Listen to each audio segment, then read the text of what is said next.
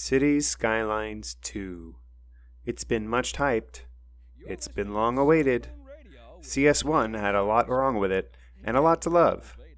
Did Colossal Order fix the bad and enhance the good? Or did they just give us a different form of dumpster fire to manage? Watch on and find out.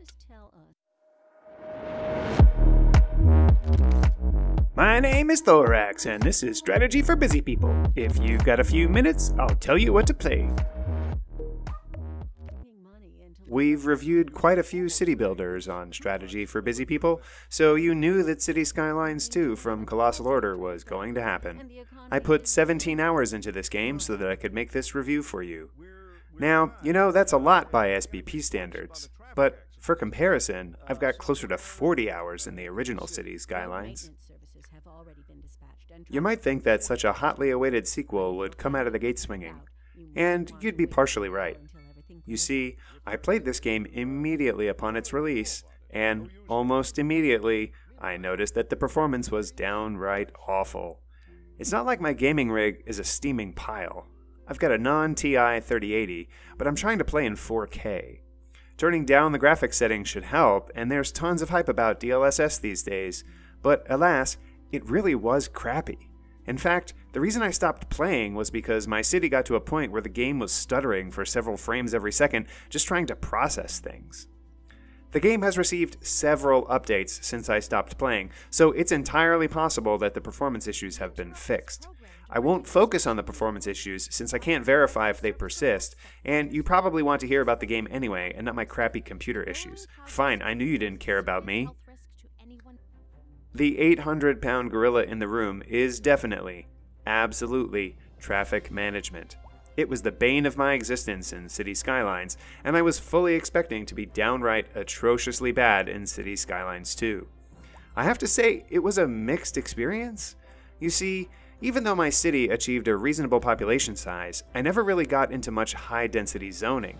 It was mostly a sprawling suburban city, and as such, I didn't really do much in the way of mass transit or subways or anything.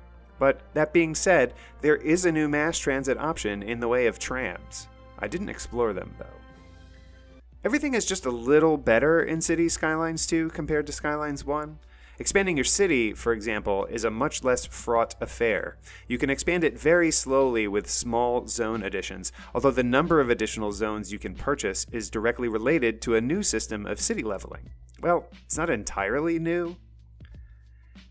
In Skylines 2, when you hit a new population milestone, you receive several rewards. One of which is the aforementioned zoning allotments. Another is a number of research points, which we'll talk about later. And finally, you get a chunk of money. Money management was almost a non-issue for me in most of my playtime. It wasn't until I got to a much larger city size and was trying to expand aggressively that I started to be concerned about funds. I had to start manipulating tax rates to try to fix my budget problems after quite a long time playing. Now, about those rewards. The reward system is kind of like a points-based tech tree. Each of the different construction areas, from roads to schools to city services, has a progression of unlocks. Unlike the first Cities game, where each city level directly unlocked specific building types, you have much more of a choose-your-own-adventure system with Cities 2. I kind of like it, but it's not entirely clear to me that you would end up choosing a much different path for a different playthrough. It's left to be seen, I guess? The industry system has been revamped slightly. While in Cities 1 you had specific natural resource areas where you could build specific building types, now natural resource harvesting buildings feature a drawable area that they can utilize. It's interesting, but I'm not sure I like it much better than just plopping a zoning type down. And, of course, there are some silly tips and tricks for the best way to game the system for production if you want to go down a YouTube rabbit hole. Overall, all of the same things that you'd expect to be there are there. You have to manage power and water and fire and police just like before. Electricity and water and sewage have had some quality of life improvements, like how water automatically goes under roads in most cases. But there are also some new design considerations, like how electric lines have a max capacity, so you potentially need to use transformers and high-tension lines to move stuff further. I don't really recall how the trading system worked in Skylines 1, but things like selling power are pretty brainless in Skylines 2. Just connect to the external power network and any excess you generate is automatically sold back. Now, in my late game, as I began to build high-density residential, traffic management almost immediately became an issue. So, I started to try to build mass transit in the form of buses and subways. One major thing I dislike about Skylines II is that you can't click on a citizen and see the route that they travel any longer, or even look at the road view to see where the travel routes of large number of people are. This, in my mind, makes it harder to plan public transit, but the game was very new, so that feature might be coming back, and I'm sure that by now there are quite a few tutorials on how to optimize transit stops and routing to ensure people take a train or bus instead of a car.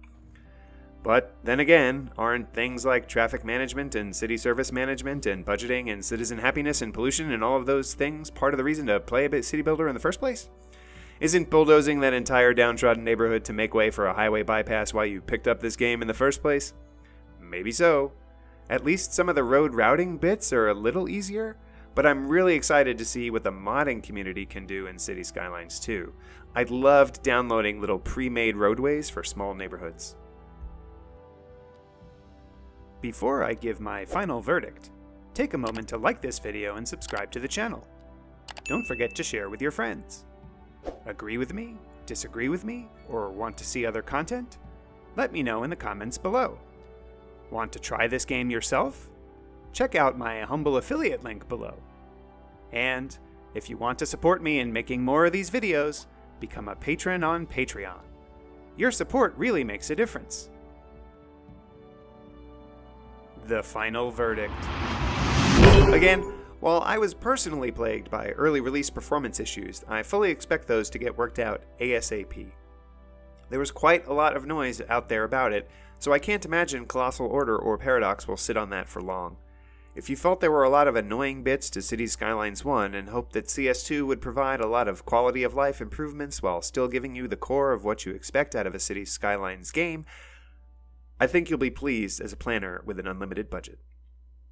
On my trademark 3-point score scale of avoid, meh, and I forgot to eat, I think I can build this fancy restaurant building right over here, and now my citizens don't have to settle for cooking at home all the time. And then they can take the subway from there to the theater district and then back to their apartment. Oh, and look at the time. I haven't eaten in a few days and I'm hallucinating. I can't wait for that skyscraper to spawn.